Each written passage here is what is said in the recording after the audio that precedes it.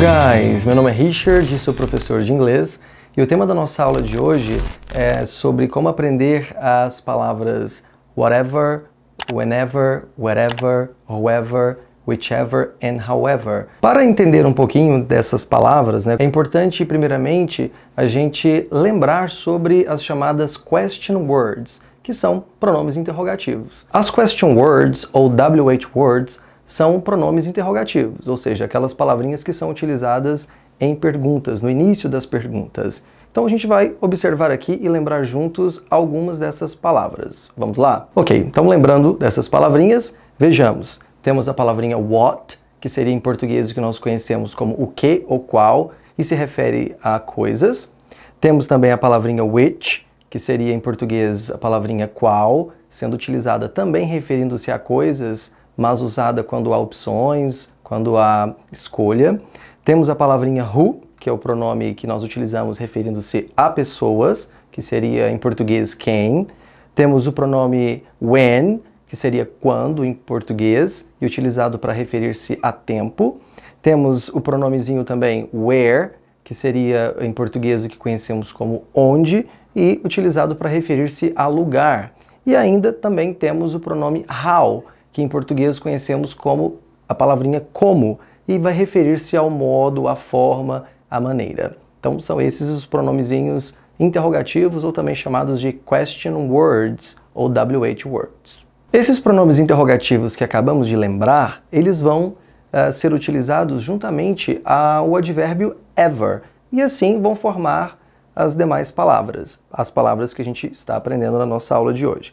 Essas palavras, elas podem ser classificadas em diferentes classes gramaticais, como, por exemplo, adjetivo, ou advérbio, pronome, conjunção e até mesmo em uma interjeição.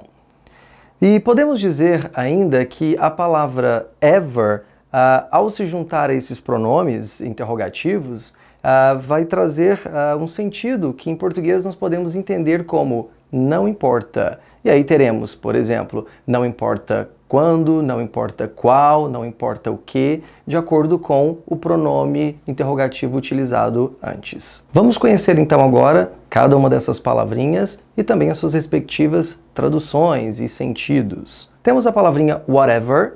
Podemos observar o exemplo aqui ao lado como whatever you do, try your best. Ou seja, não importa o que você faça, tente o seu melhor.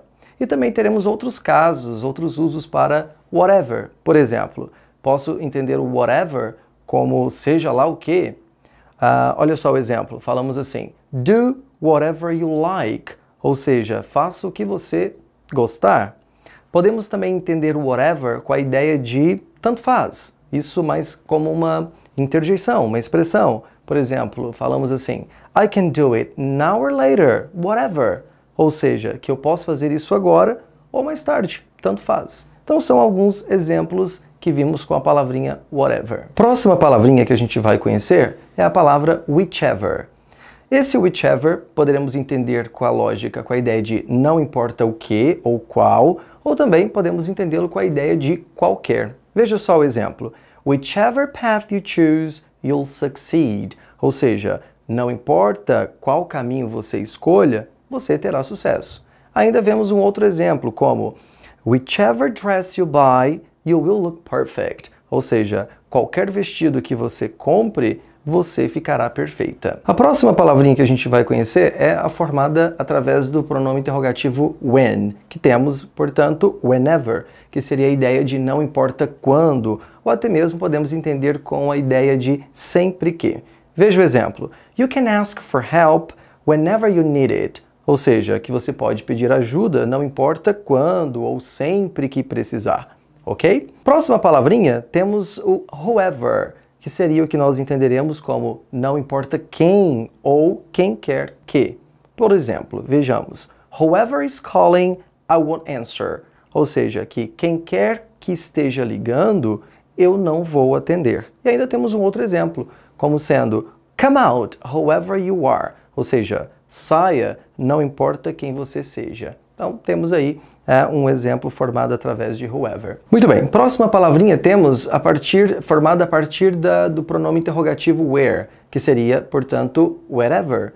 Teremos então em português a ideia de não importa onde ou onde quer que.